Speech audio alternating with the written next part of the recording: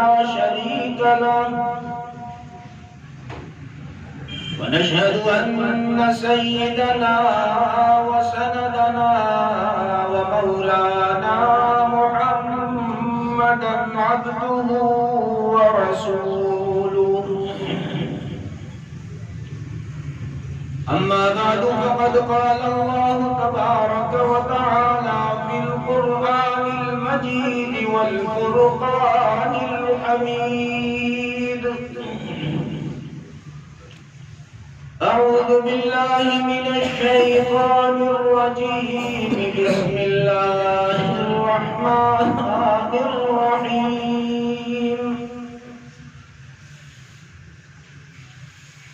يا أيها الذين آمنوا ادخلوا في السلم كافة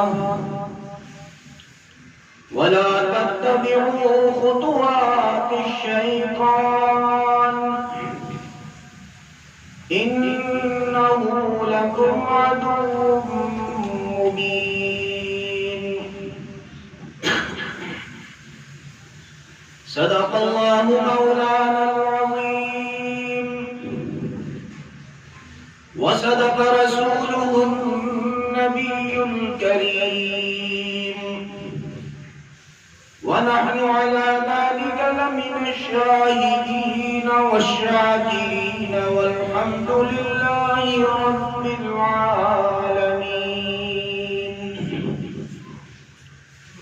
اللهم صل على محمد وعلى آل محمد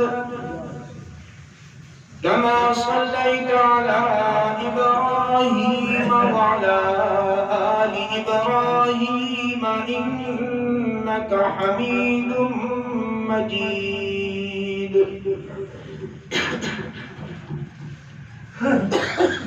معزز سامعین کرام، جب بھی اہل ایمان انفرادی طور پر یا اجتماعی طور پر کسی مشکل کا شکار ہوتے ہیں، کسی مصیبت کے اندر پھنس جاتے ہیں یا وقت کے ساتھ ایسے اندھیروں کے اندر گم ہو جاتے ہیں کہ ان کو روشنی نہیں نظر آتی، تو اس وقت اہل ایمان اپنے پیچھے غور کرتے ہیں گزرے ہوئے زمانے پر، اور ان کی نگاہ رسول اللہ صلی اللہ علیہ وسلم کے زمانے پر جاتی ہے، اور وہاں سے وہ روشنی حاصل کرتے ہیں، اس مشکل کا حل تلاش کرتے ہیں، اس مصیبت سے چھٹکارا پانے کا حل تلاش کرتے ہیں۔ رسول اللہ صلی اللہ علیہ وسلم کی مبارک زندگی اور آپ صلی اللہ علیہ وسلم کے مبارک اعمال سے ان اندھیروں میں پھنسے ہوئے اہل ایمان کو روشنی ملتی ہے، اور مشکلات کے اندر گھرے ہوئے کو مشکلات حل کرنے کا راستہ ملتا ہے۔ یہ ممکن ہی نہیں کہ وہاں سے راستہ نہ ملے۔ پھر ایسے مشکل حالات کے اندر جہاں رسول اللہ صلی اللہ علیہ وسلم کے بعد جہاں نگاہ جاتی ہے وہ رسول اللہ صلی اللہ علیہ وسلم کے شاگرد ہیں، صحابہ اکرام رضوان اللہ علیہم اجمعین، کہ ایسے مشکل حالات میں انہوں نے کس طرح راستہ بنایا اور ان مشکل حالات سے صحابہ کس طرح نکلے۔ کوئی بھی مشکل ہو وہاں آپ کو اس کا حل مل جاتا ہے۔ پھر مصیبتیں دو طرح کی ہوتی ہیں، ایک ہوتی ہے انفرادی مصیبت، ایک ہوتی ہے اجتماعی مصیبت۔ یعنی بعض مسائل کو ہیں کہ ان کے اندر کبھی میں آ گیا، کبھی آپ میں سے کوئی آ گیا، کبھی فلاں آ گیا، اور ایک مصیبت یہ ہوتی ہے جو پوری سلطنت پر مصیبت آتی ہے، پوری قوم پر مصیبت آتی ہے، اجتماعی مصیبت پورے ملک پر مصیبت آتی ہے۔ ان دونوں مصیبتوں سے نکلنے کا جو راستہ ہے وہ صحابہ سے اور رسول اللہ صلی اللہ علیہ وسلم سے ملے گا، اس کے علاوہ کہیں سے بھی نہیں ملے گا۔ آج کے دور میں جس طرح ہم اجتماعی طور پر ایک بہت بڑی مصیبت کے اندر اور ایک بہت بڑی مشکل کے اندر پھنسے ہوئے اجتماعی طور پر، اور جس کی وجہ سے آج کا ہر مسلمان، ہر طبقہ پریشان ہے دنیا کے اعتبار سے۔ وہ سب سے بڑی جو مصیبت ہے وہ کیا ہے کہ ہماری جو ملک ہے، جو سلطنت ہے، یہ معاشی طور پر کمزور ہو گیا، اور اس معیشت کا اثر غریب پر بھی پڑا ہے، امیر پر بھی پڑا ہے۔ ایک وقت تھا کہ جب مہنگائی ہوتی تھی تو لوگ کہا کرتے تھے کہ غریب مر گیا، جو لوگ جن کے پاس پیسہ ہے، مال ہے، ان کو تو فرق نہیں پڑتا، لیکن غریب آدمی مر گیا۔ لیکن آج ہم ایسے دوراہے پہ کھڑے ہیں، تاریخ کے ایسے مقام پر کھڑے ہیں کہ یہاں امیر اور غریب کی کوئی تقسیم نہیں۔ جس طرح غریب پس رہا ہے اسی طرح مالدار بھی پس رہا ہے۔ اس قوم کا ہر فرد پریشان ہے۔ تو یہ ایک بہت بڑی مصیبت کے اندر ہم گرفتار ہیں۔ تو اس مصیبت کا راستہ اور اس سے نکلنے کا راستہ اور اس اندھیرے کے اندر جو روشنی ہمیں ملے گی وہ کہاں سے ملے گی؟ رسول اللہ صلی اللہ علیہ وسلم کے زمانے سے اور آپ صلی اللہ علیہ وسلم کے شاگردوں کے زمانے سے۔ اس کے بغیر یہاں سے نکلنے کا راستہ اور روشنی نہیں ملے گی۔ اور اگر ہم غور کریں سارے، کسی تعصب کے بغیر، سیاسی پارٹیوں سے وابستگی کے بغیر، تو ہمیں ایک ہی چیز نظر آئے گی، یہاں تک ہمیں جس چیز نے پہنچایا ہے وہ ہے کرپشن۔ وہ حکمران کی کرپشن ہو، وہ کلرک کی کرپشن ہو، وہ میری کرپشن ہو، وہ آپ کی ہو، اس کی بنیاد کیا ہے؟ کرپشن۔ اس نے ہمیں یہاں تک پہنچایا ہے، اس کے علاوہ اور کوئی چیز بھی نہیں ہے۔ یہ ایک ہی چیز ہے جس نے ہمیں یہاں تک پہنچایا۔ کس نے کی وہ ایک الگ ٹاپک ہے، اس پہ میں نہیں جاؤں گا۔ ہم اجتماعی طور پر یہ تسلیم کریں گے کہ ہمیں اس جگہ پہنچانے والی جو چیز ہے وہ کیا ہے؟ کرپشن۔ اب کرپشن کو ختم کرنے کے لیے جس چیز کی ضرورت ہوتی ہے وہ ہوتا ہے احتساب، کہ جس نے کرپشن کی ہو اس کو کٹہرے میں لایا جائے اور اس کو قرار واقعی سزا دی جائے۔ اور جب ایک کو مل جاتی ہے تو باقی خود بخود رک جاتے ہیں۔ یہ میں تمہید عرض کر کے پھر اصل موضوع کی طرف آتا ہوں۔ اب دیکھیں کہ اس قوم کو کس طرح بیوقوف بنایا جاتا ہے۔ میری باتیں کسی کو بری لگے تو میں معذرت چاہتا ہوں، میرا کوئی ٹارگٹ نہیں ہے، میں ایک شرعی اصول سامنے رکھنا چاہتا ہوں۔ جو بھی حکومت آتی ہے اس کا ایک نعرہ ہوتا ہے، ہمارے ذہنوں کو وہ مطمئن کرتے ہیں کہ ہم احتساب کریں گے۔ جو بھی آتا ہے وہ کیا کہتا ہے؟ ہم پیچھے ایک حکومت رہی 5 سال تک احتساب ہوتا رہا، ملک کی دولت ٹوٹ گئی، فلاں گیا، ہم یہ کر دیں گے، ہم وہ کر دیں گے، پتہ چلا وہ بھی لوٹ کے چلے گئے۔ تو یہ ایک ہمیں نعرہ دیا جاتا ہے احتساب کریں گے۔ اب یہ ہم مطمئن ہو جاتے ہیں، یہ آیا فلاں کا احتساب ہوگا، ملک ایسا ہو جائے گا، ویسا ہو جائے گا، ہم ان کو چنتے ہیں اور پھر جب جاتے ہیں پتہ چلتا ہے یہ بھی لے گئے۔ یہ ہمارے ذہنوں کو صرف مطمئن کرنے کے لیے یہ کیا جاتا ہے۔ اب آپ کو میں یہ بتانا چاہتا ہوں، ہم صرف ایک خواب دیکھیں گے۔ یہ جو آج کی میری گفتگو ہے یہ خواب ہے، اس کا حقیقت کے ساتھ کوئی تعلق نہیں، نہ ایسا ہونے والا ہے۔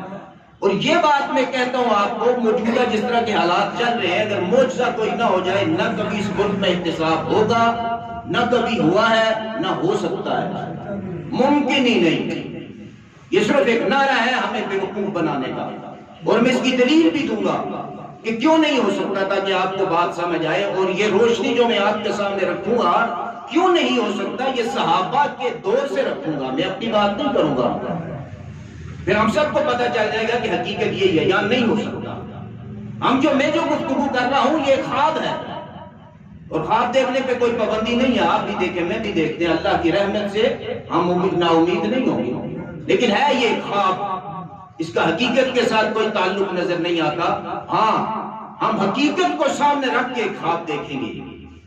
تو میرے محترم، میں نے عرض کیا یہاں کوئی احتساب نہیں ہوگا، کوئی احتساب نہیں کرے گا، اس حمام میں سارے ننگے ہیں۔ اب بات یہ سمجھیے احتساب کیوں نہیں ہوگا؟ دو چیزیں سمجھنی ضروری ہے۔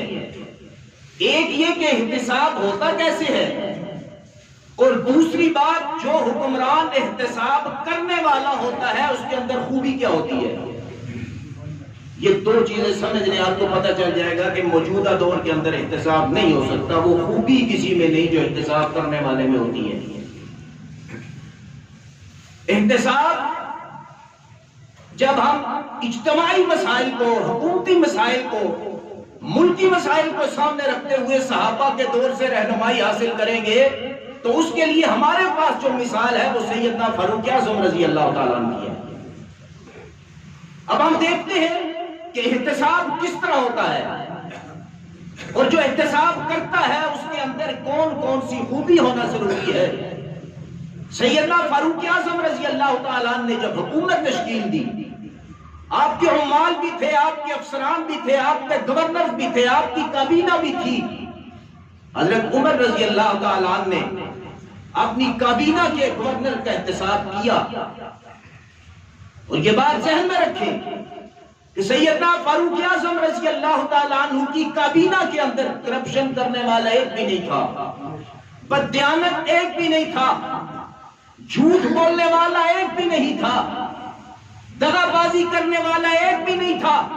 ان کے تو ایمانوں پر بھی شک کرنا کفر کے مترادف ہے، لیکن اس کے باوجود بھی فاروق اعظم رضی اللہ تعالیٰ عنہ نے احتساب کیا، اور اس احتساب کو تسلیم کیا گیا۔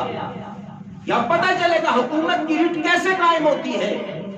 میرے محترم سامعین اکرام، جب حضرت عمر رضی اللہ تعالیٰ عنہ سربراہ بنے، امیر المومنین بنے، تو اپنے عمال کو، اپنے افسروں کو، اپنے وزراء کو، اپنے گورنرز کو ایک ہدایت جاری کی تھی۔ وہ ہدایت کرپشن روکنے کے لیے قانون کی حیثیت رکھتی ہے، صرف ایک ہدایت۔ اس کا ساؤنڈ کم کر دو تاکہ بات اچھی طرح سمجھ آئے نا۔ یہ آواز گھومتی ہے ادھر ادھر، کوئی پتہ نہیں لگتا، یہ صرف آواز خوبصورت ہوتی ہے، بات سمجھ نہیں آتی۔ اب میں آج یہ کرتا ہوں کہ حضرت عمر رضی اللہ تعالیٰ عنہ نے ایک ہدایت اپنے گورنرز کو، اپنے عمال اور افسروں کو جاری کی تھی، اور اس ہدایت کے اندر 4 چیزوں سے منع کیا تھا، اور یاد رکھیں یہ چاروں چیزیں شرعاً جائز تھی، شریعت کے ساتھ، شریعت کے روح سے یہ حرام نہیں تھی۔ یہ کیا دیا؟ کرپشن روکنے کا قانون۔ ہم کیا کہتے ہیں؟ شرعی طور پہ تو جائز ہے، نہیں شرعی طور پہ تو جائز ہے۔ میرے محترم، حضرت عمر رضی اللہ تعالیٰ نے اپنے گورنرز کو پابند کیا تھا، کابینہ کو پابند کیا تھا، حکومت جن کے ہاتھ میں تھی ان کو اس بات پر پابند کیا تھا کہ 4 عمل تم نے نہیں کرنے۔ پہلا، ترکی گھوڑے پر کوئی سواری نہ کرے۔ دوسرا، باریک لباس تم میں سے کوئی نہیں پہنے گا۔ تیسرا، تمہارے گھر کے دروازے پر کوئی ڈیوڑی نہیں بنی ہوگی، کوئی چھجا جو آگے نکلو یہ نہیں بنا ہوگا۔ اور چوتھا، چھنے ہوئے آٹے کی روٹی تم نہیں کھاؤ گے۔ یہ 4 چیزیں۔ اب مجھے بتائیں، باریک لباس پہننا جائز ہے یا نہیں؟ جائز ہے، گرمیوں میں ہم سارے پہنتے ہیں۔ چھنے ہوئے آٹے کی جو روٹی ہے کھانا جائز ہے یا نہیں؟ سارے کھاتے ہیں۔ ترکی گھوڑے پر سفر کرنا جائز ہے کہ نہیں؟ سارے کرتے ہیں۔ یہ صرف کابینہ کو منع کیا، گورنرز کو، قوم کو منع نہیں کیا، رعایا کو منع نہیں کیا۔ صرف گورنرز استعمال نہیں کر سکتے۔ اور یہ دروازے کے اوپر چھجا بنا دینا، ڈیوڑی بنا دینا جائز ہے کہ نہیں؟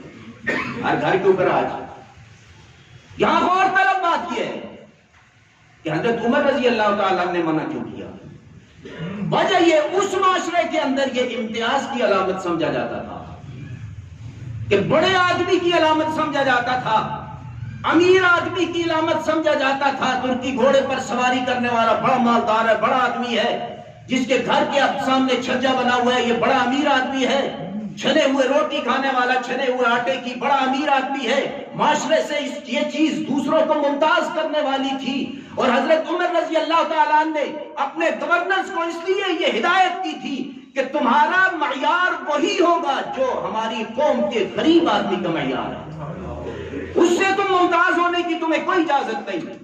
آج کے الفاظ میں سمجھاتا ہوں، حضرت عمر نے VIP کلچر کو ختم کر دیا۔ اب بات سمجھ آ گئی؟ حضرت عمر نے بنیادی حکومت سنبھالتے ہی سب سے پہلا کام یہ کیا کہ VIP کلچر ختم۔ کوئی وزیر، کوئی کابینہ کا فرد، کوئی افسر اپنے آپ کو VI نہ سمجھے، نہ VI والے کام کرے۔ کام وہی کرے گا، رہن سہن، لباس، رہائش، سواری وہی ہوگی جو ایک عام قوم کے فرد کی ہے۔ اس وقت کا ترکی گھوڑا، آج کی آپ کی مرسڈیز اور یہ پروٹوکول کے اندر جو بڑی بڑی گاڑیاں اور صدر اور وزیر اعظم استعمال کرتے ہیں نا، یہ سمجھے ترکی گھوڑا تھا اس وقت کا۔ یہ قیامت تک کے لیے ہے، یہ نہیں گھوڑے ختم ہو گئے اب تو گاڑیاں آ گئی۔ آپ کو منع نہیں ہے، یہ کابینہ کے جن کے ہاتھ میں زمام اقتدار ہے ان کو منع کیا گیا ہے۔ اب وی آئی پی کلچر کو ختم کر دیا، آپ اپنے ملک میں کر دیں، اگر آپ کا ملک جنت نہ بن جائے جو مرضی کہہ دیں۔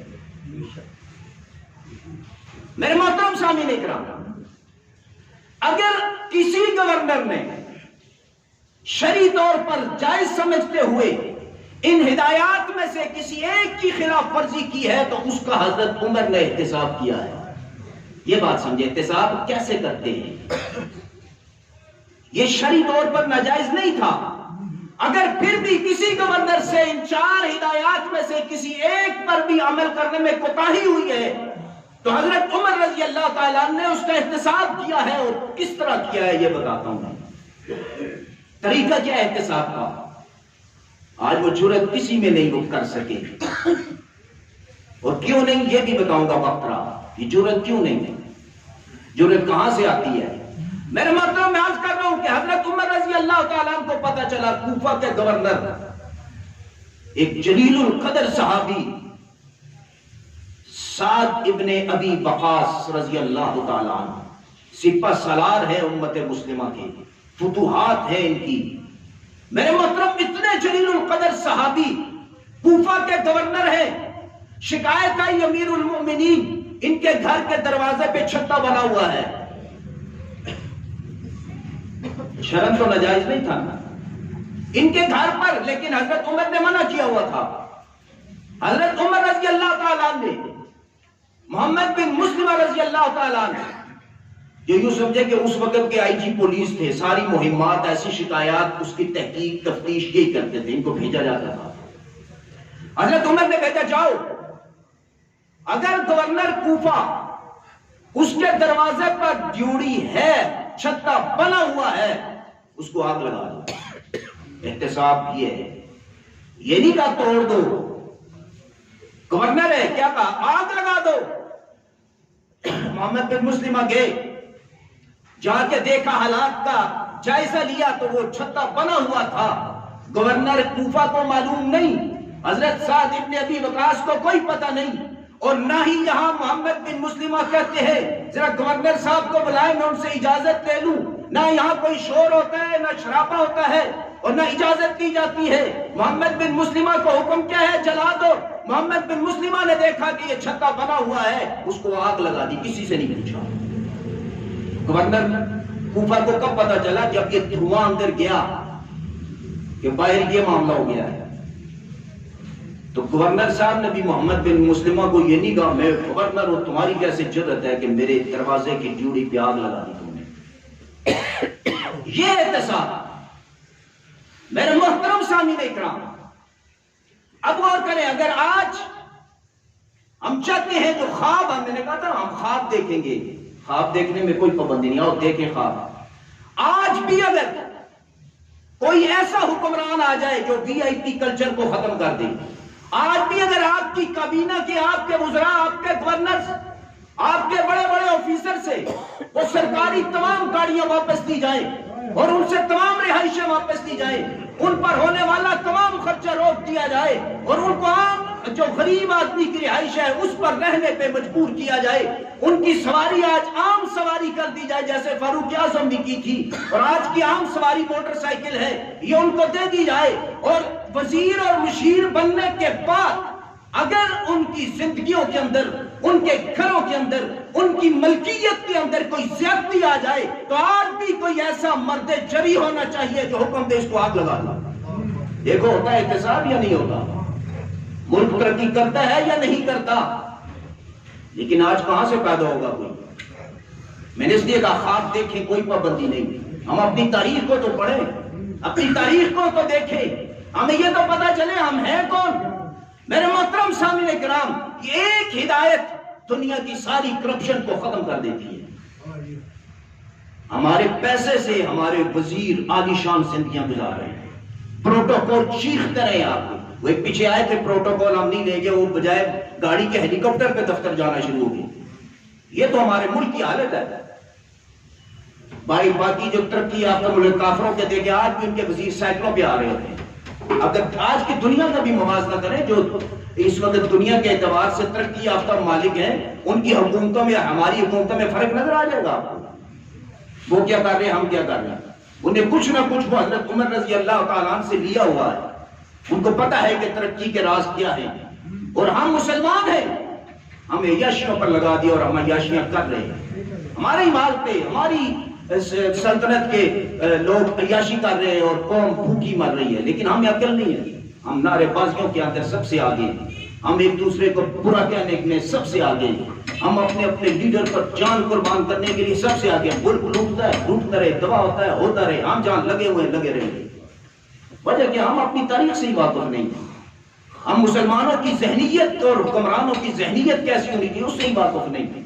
ہم بلا تحقیق لوگوں کو گالیاں نکالیں، بلا تحقیق میڈیا پہ آ گیا فلاں نے یہ کیا، ہم نے دوسرے دن گالیاں شروع کر دی کیونکہ ہمارا مخالف ہے، اس کا اچھا کام بھی ہمیں برا لگے گا۔ میرے محترم سامعین ہے کیا میں عرض کر رہا ہوں کہ حضرت عمر رضی اللہ تعالیٰ نے حکم کیا دیا، جلا دو یہ احتساب۔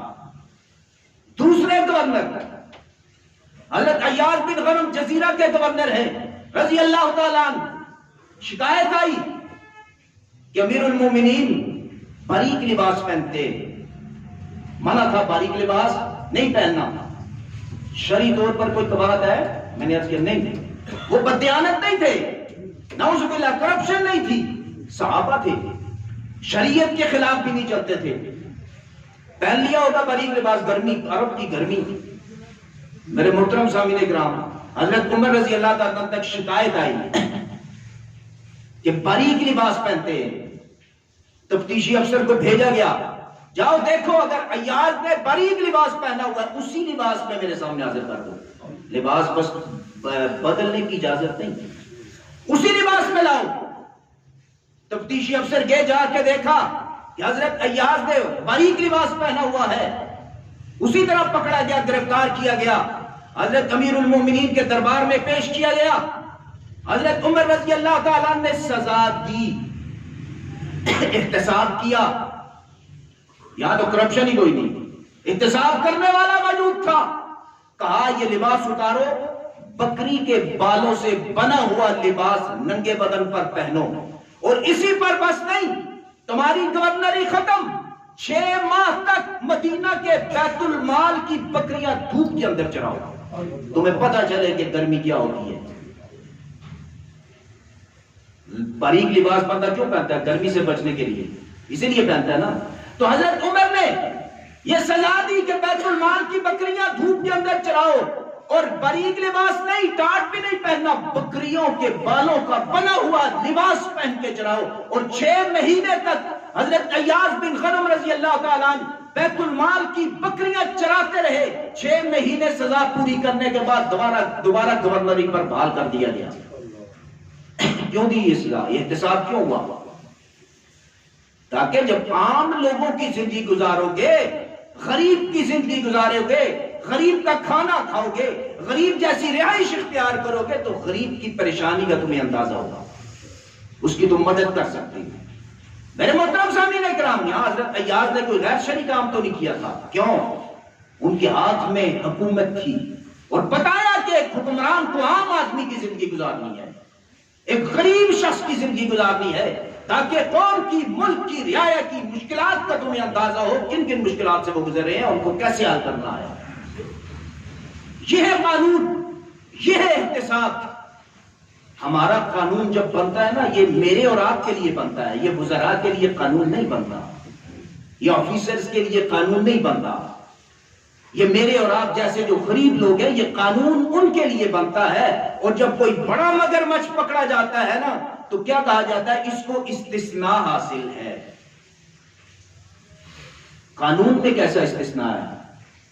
اللہ نے قانون اتارا، اللہ نے قانون اتارا، اور اللہ کی مخلوق میں سب سے افضل ترین ہستی جناب محمد رسول اللہ صلی اللہ علیہ وسلم پورے قرآن کے اندر کہیں بتا دے کہ اللہ نے کہا ہوگا میرا محبوب قانون سے مستثنا ہے، بلکہ اللہ کہتا ہے لَإِنْ أَشْرَكْتَ لَيَحْبَطَنَّ عَمَلُكَ، یہ میرے محبوب، میں نے پچھلے جمعے میں غالباً یہ اسے بتایا بھی، اگر میرے محبوب تم سے بھی یہ قانون کی خلاف ورزی ہو گئی کہ شرک کا کوئی شائبہ بھی آ گیا، تمہارے اعمال بھی ضائع۔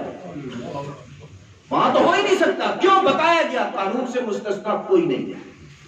یہ کیسا قانون ہے انسانوں کا بنایا ہوا؟ ایم این اے سے ہو جائے، وزیر سے ہو جائے، بڑے افسر سے ہو جائے، یہ مستثنا ہے، اس کو استثناء حاصل ہے. جتنی مرضی کرپشن کر جائے استثناء. کس بات کی استثناء حاصل ہے؟ ہم ایسے ملک کے باشندے ہیں. یہ ہمارے لیے اور وہ قانون سب کے لیے تھا، کیونکہ وہاں رب کا قانون نافذ تھا.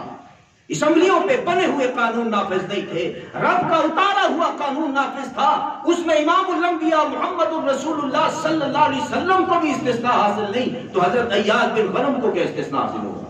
سعد ابن ابی وقاص کو کیا استثناء حاصل ہوگا؟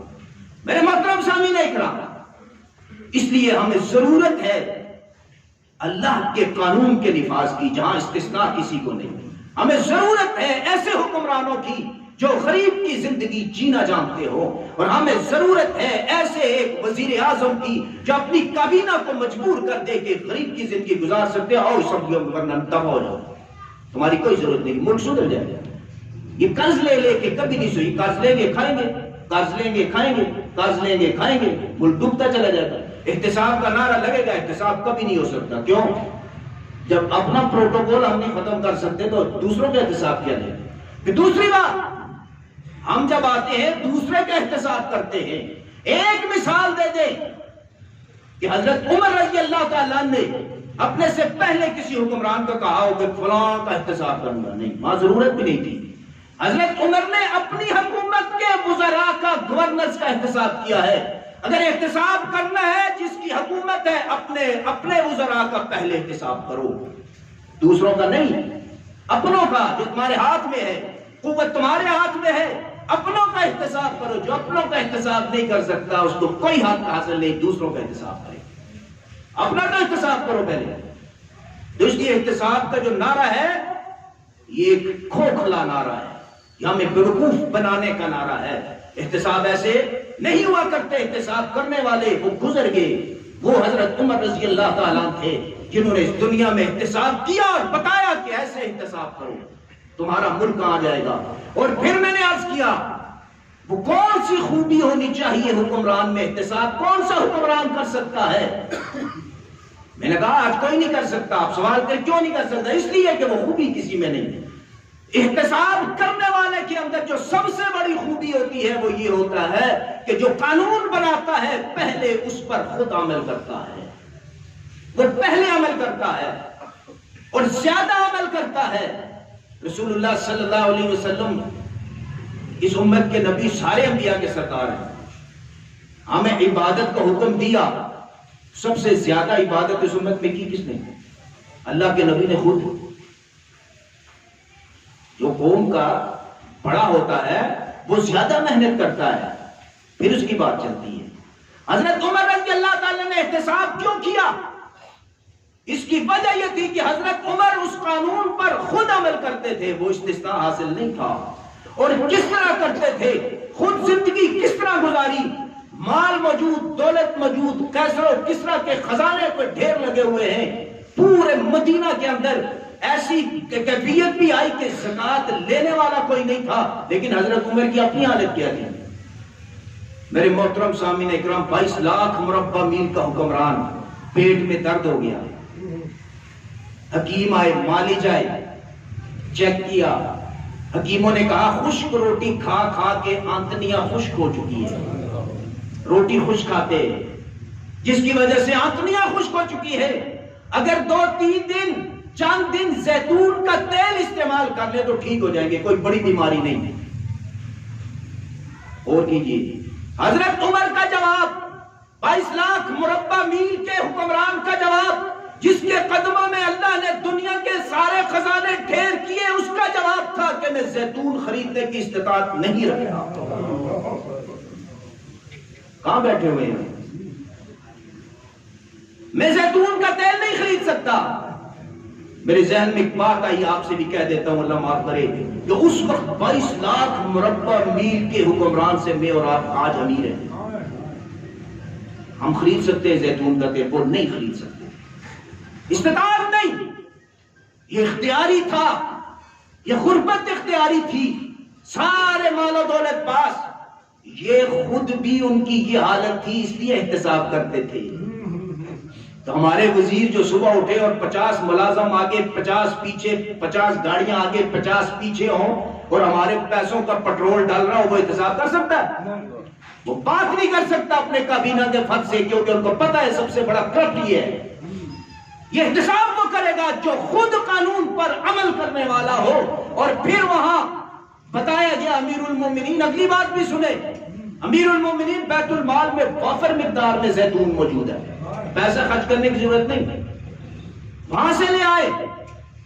دیکھو قوم کے مال کی حفاظت، قوم کے مال کی حفاظت کس طرح کی جاتی ہے؟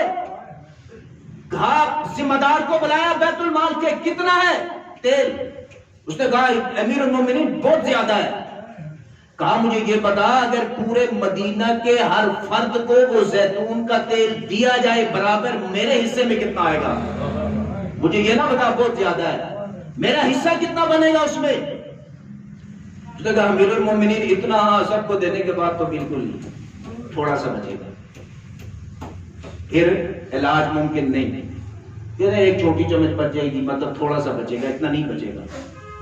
تو حضرت عمر رضی اللہ تعالیٰ نے اپنے پیٹ پر ہاتھ مارا، فرمایا کہ پیٹ جتنا مرضی گڑ گڑا لے، ملے گا تجھے وہی جو تیرا حصہ ہے، اس سے زیادہ نہیں۔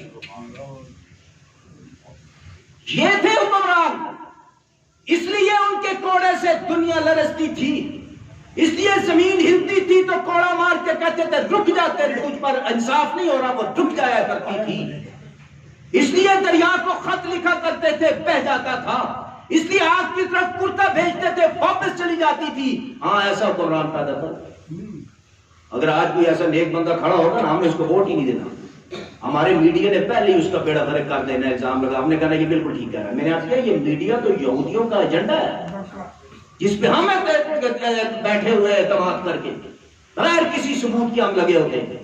میرے محترم سامعین اکرام، قرآن کہتا ہے ان جاءکم فاسق بنبأ فتبینوا ان تصیبوا قوما بجہالۃ فتصبحوا علی ما فعلتم نادمین۔ کوئی فاسق تمہارے پاس خبر لے کے آئے، پہلے اس کی تحقیق کیا کرو۔ تو میڈیا سے بڑا کون ہے فاسق اس دور میں؟ پیسہ دو جو مرضی بیان دلوا لو، بغیر تحقیق کے کبھی الزام تراشی کسی پہ نہ۔ یہ تو میں نے جو باتیں کی یہ تو ہمیں نظر آتی ہے نا، ہم سارے اس کو جانتے ہیں۔ تو میرے محترم حضرت عمر رضی اللہ تعالیٰ نے اس لیے احتساب کیا تھا کہ زیتون کا تیل بھی انہوں نے نہیں لیا، کیوں؟ قوم کی امانت تھی، اس لیے احتساب۔ یہ خوبی اگر کسی میں ہے تو وہ کرے گا احتساب۔ اس لیے میں نے کہا ہم خواب دیکھ رہے ہیں، ایسی خوبی کا بندہ تم آپ ہم نہیں تلاش کر سکتے، کیوں؟ ہمارے ایمان ہی نہیں ہے، ہمارے ایمان کمزور ہیں۔ میرے محترم سامعین اکرام، پھر حضرت عمر رضی اللہ تعالیٰ نے صرف دوسروں کا احتساب نہیں کیا، اپنا احتساب بھی کیا، اپنا احتساب بھی کیا ہے۔ وہ آپ نے سنا واقعہ، وہ رات کو باہر چکر لگایا اور گھر سے بچوں کے رونے کی آواز آئی، پوچھا بچے کیوں رو رہے ہیں؟ اندر سے ایک بوڑھی عورت بولی کہ اس لیے رو، دھواں بھی نکل رہا ہے کہ بھوک۔ اس نے کہا کہ بھوک سے رو رہے ہیں، تیرے گھر سے دھواں تو نکل رہا ہے، بھوک سے کیوں رو رہے ہیں؟ کھانا جلدی بناؤ۔ اس نے کہا دھواں نکل رہا ہے، کھانے کو کچھ نہیں، میں نے پتھر دیگچے میں ڈال کے آگ جلائی ہوئی ہے تاکہ بچے اس آس میں سو جائیں کہ کھانا پک رہا ہے۔ تو پوچھا کہ پھر تمہارے پاس کچھ نہیں؟ صدر موجود ہے، عدالت موجود ہے، وزراء موجود ہے، تم درخواست لکھ کے کیوں نہیں دیتی؟ کہا میں کیوں درخواست لکھ کے دوں؟ اللہ نے جس کو حکمران بنایا ہے اس کو نظر نہیں آتا اس کی رعایا میں کون بھوکا ہے کون سیر ہے؟ میں کیوں درخواست؟ میں تو قیامت کے دن اس کا گلا پکڑوں گی۔ اس کو نہیں پتا، حضرت عمر خود کھڑے ہیں، روتے ہوئے گئے، اسی وقت اپنے غلام کو ساتھ لیا، بیت المال سے بڑا بورا بھرا، اس کو کندھے پہ اٹھایا، خادم ساتھ تھا۔ اس نے کہا امیر المومنین مجھے دے۔ کہا یہ میرا معاملہ ہے، کل قیامت کے دن بھی میرا بوجھ تو اٹھا سکتا ہے۔ یہ تھے حکمران، اپنا احتساب بھی کیا کہ میری غلطی ہے، میری وجہ سے اس کا خوراک نہیں پہنچی، میرے علم میں نہیں ہے تو میں اس کو اٹھا کے لے جاتا ہوں۔ حضرت عمر نے ایک سوال اور کیا تھا اس سے کہ اس کو کیسے پتا چلے گا حکمران کو؟ تو گھر کے اندر ہے، اس کو کیسے پتا چلے گا کہ تم بھوکی ہو، تمہارے بچے بھوکے؟ اس نے کہا جس چرواہے کو اپنے ریوڑ کی خبر نہیں اس کو چرواہا بننے کا کوئی حق حاصل نہیں، اس کو کوئی حق حاصل نہیں۔ حضرت عمر اپنے کندھے میں اٹھا کے اس کے گھر گئے، اپنے ہاتھوں سے کھانا پکایا، اور وہ دھواں جو ان کی داڑھی سے نکل رہا تھا آنکھوں سے آنسو جاری تھے دھوئیں کی وجہ سے. کہا اپنے آپ کو کہ عمر یہ برداشت کر، جہنم کے دھوئیں سے بچنے کا یہی ذریعہ ہے. کھانا کھلانے کے بعد باہر آئے اور پھر رات کو بیٹھ گئے. خادم کہتا ہے غلام کہ حضرت چلے اب کھانا کھا لیا. کہا نہیں، جن بچوں کو روتا ہوا دیکھا تھا عمر جب تک ان کو ہنستا ہوا نہ دیکھ لے واپس نہیں جائے گا. اور یہاں پر بس نہیں کیا، پھر کچھ دن کے بعد سالن لے کے گئے. مائی نے پوچھا تو ہے کون؟ کہا میں عمر ہوں، یہ چادر ساتھ لایا ہوں، قیامت کے دن مجھ سے حساب نہ لینا، میری غلطی کا حساب اس دنیا میں لے لے. یہ چادر گلے میں میرے ڈال مدینہ کے اندر گھسیٹ تاکہ لوگوں کو پتہ چل جائے تیرا خیال میں نہیں رکھ سکا تھا، اور قیامت کے دن تک رب کی عدالت سے سرخر ہو جاؤں. تو اس عورت نے کہا کہ امیر المومنین میں اللہ کیا سفارش کروں گی کہ عمر نے کبھی زیادتی نہیں کی، خود بھی ایسے تھے اس لیے احتساب کیا. ہمارے حکمران ہمیں لارے دیتے ہیں، لارا سمجھتے ہیں پنجابی کرتے ہیں، ہم نعرے دیتے ہیں وہ لارے دیتے ہیں. آنکھوں کھولیں، عقل کے پردے کھولیں اور خود سوچیں. ہر بندے کا اپنا حق ہے، خود سوچیں ہم نے کس راستے پر چلنا ہے، ہم نے کن کو چنا. خود سوچیں لیکن نیوٹرل ہو کے سوچیں. تعصب کی رسی جس کے ساتھ بندھے ہوئے اسی کی طرف کھینچتے چلے جا رہے ہیں نہیں. اور ان کی زبان پر باتوں پر یقین نہ کریں، کردار کو دیکھیں. کردار واضح کرتا ہے، زبان واضح نہیں کرتی. کردار سے انسان کی پہچان ہوتی ہے. اور میرے محترم سامعین اکرام، اگر حضرت عمر نے اپنے گورنرز کو یہ زندگی گزارنے پر مجبور کیا تھا تو اپنی زندگی اس سے بھی غربت کے اس سے بھی نچلی صف میں گزاری ہے. اس پہ انہوں نے گزاری اس سے نیچے. کرتے پر پیبند تھے، پگڑی بوسیدہ تھی، چپل عام طور پہ پھٹ جایا کرتی تھی، تبدیل نہیں کرتے تھے. اور کیسر و کسرا کے شاہوں کے بڑے بڑے سفیر ملاقات کے لیے آتے تھے اور مسجد میں اینٹ نیچے سر کے نیچے رکھ کے سوئے ہوئے ملتے تھے. ایک دفعہ کیونکہ مسلمانوں کے پاس مال آ گیا، پیسہ آ گیا، بڑی بڑی حکومتیں، مسلمانوں کی حکومت بن گئی اور بڑے بڑے شاہوں کے سفیر آتے تھے، تو دنیا کے اعتبار سے برا بھی نہیں تھا کہ آپ کا اپنا اچھا لباس پہنے، میں پہنتے ہیں، آپ پہنتے کہ نہیں، تو اس یہ اچھی بات ہے پہنے. تو بعض صحابہ نے یہ مشورہ دیا کہ امیر المومنین اب ذرا تھوڑی سی اپنی حالت کو تبدیل فرمائیں. بڑے بڑے لوگ آتے ہیں تو سبکی سی محسوس ہوتی ہے. یہاں تک کہ حضرت عائشہ صدیقہ رضی اللہ تعالی عنہا، حضرت ام حفصہ رضی اللہ تعالی عنہا، دونوں آئی حضرت عمر کی بیٹی، کہا کہ اپنی جو یہ روش ہے اس کو تھوڑا سا تبدیل فرمائے، معاشرتی زندگی کو تھوڑا سا تبدیل فرمائے. اب بڑے بڑے لوگ آپ سے ملنے آتے ہیں. حضرت عمر نے جواب دیا اگر اور کوئی کہتا مفہوم ہے تو مجھے حیرت نہ ہوتی، تم ازواج مطہرات ہو کے مجھے کہہ رہی ہو، ازواج مطہرات ہو کے مجھے کہہ رہی ہو. حفصہ تمہیں یاد نہیں جب تم نے چادر دوہری کر کے بچھا دی تھی آقا کے نیچے اور آ کر رات کو آرام فرمانے کے لیے لیٹے، دوہری کر کے کتنی نرم ہوئی ہوگی چادر. اور رسول اللہ صلی اللہ علیہ وسلم تہجد اس وقت قضا ہو گئی اور صبح تمہیں فرمایا حفصہ تم نے چادر کو دورا کر کے نرم کر دیا بستر اور مجھ پر نیند کا غلبہ ہو گیا، میں سوتا رہا صبح تک، آج کے بعد دورا نہ کرنا. تم مجھے کہتی ہو کہ میرے نبی کی حالت تھی اور مجھے کہتے ہو اپنی معاشرت تبدیل کریں. میرے محترم سامعین اکرام، یہ ہے سیدنا فاروق اعظم. اس طرح خود بھی زندگی گزاری تھی تو احتساب کرتے تھے. آج بھی اگر کوئی احتساب کا نعرہ مارتا ہے نا تو اس کی زندگی کو دیکھیں کیسی گزار رہا ہے. اگر وہ یہ زندگی گزار رہا ہے تو بالکل احتساب کرے گا، اس کے ساتھ کھڑے ہوں. اگر نہیں گزار رہا خدا کی قسم جھوٹ بول رہا ہے، وہ ہمیں بیوقوف بنا رہا ہے. اللہ ہمیں سمجھ اور عمل کی توفیق دے. وما علینا الا البلاغ.